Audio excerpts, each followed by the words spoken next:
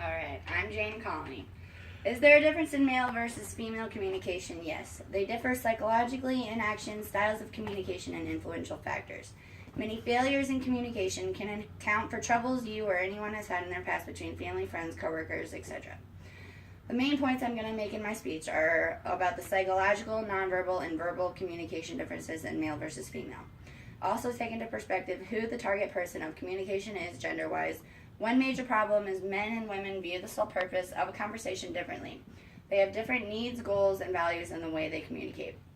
The biggest communication mistake made by both male and female is when a conflict arises and the conversation comes to resolving or simply just talking about it. Can realization of these differences create peace instead of conflict? First, we need to understand that communicative styles differentiate at a very young age for us. By age 4, children have a clear understanding of appropriate traits of their sex and strive to follow those rules. Stereotypes for women include being affectionate, appreciative, emotional, friendly, sympathetic, mild, pleasant, sensitive, sentimental, warm, and whiny. Men have traits of being dominant, achievement-oriented, active, ambitious, coarse, forceful, aggressive, self-confident, rational, tough, and emotional.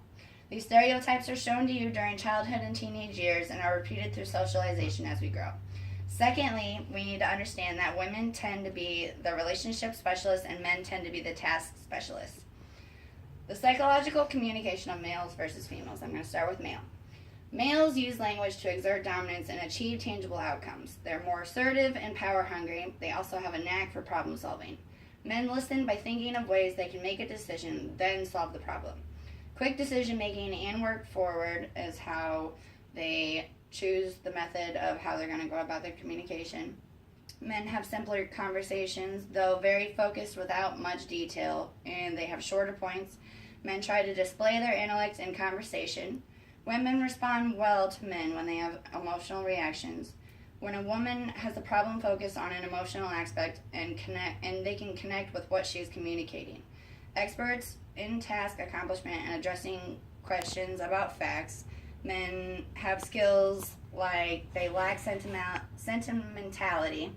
They are good at analyzing and they focus aggressively on task accomplishment. Men are goal-oriented and they have a good defined sense of self through ability to achieve results. Females, they use communication as a tool to enhance social connections and create relationships. They're more egalitarian or ruled by consensus.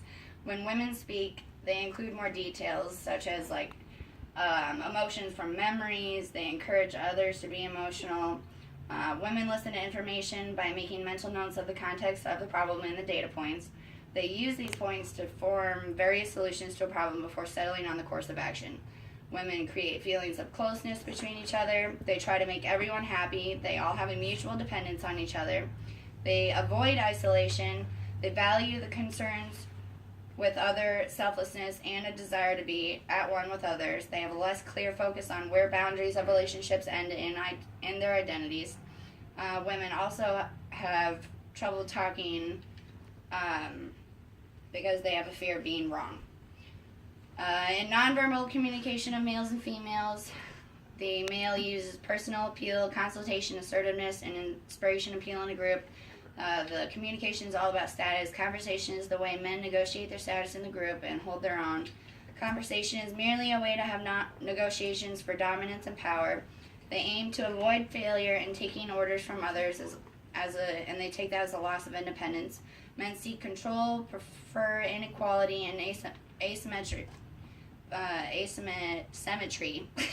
They value differences in individuality. Men talk to keep their independence as well as have competition. The societal expectations suggest men negotiate hierarchy, meaning they're a captain versus the crew. More independent, unemotional, or attached in conversations. Men cope with stressful conversations by withdrawing or disengaging.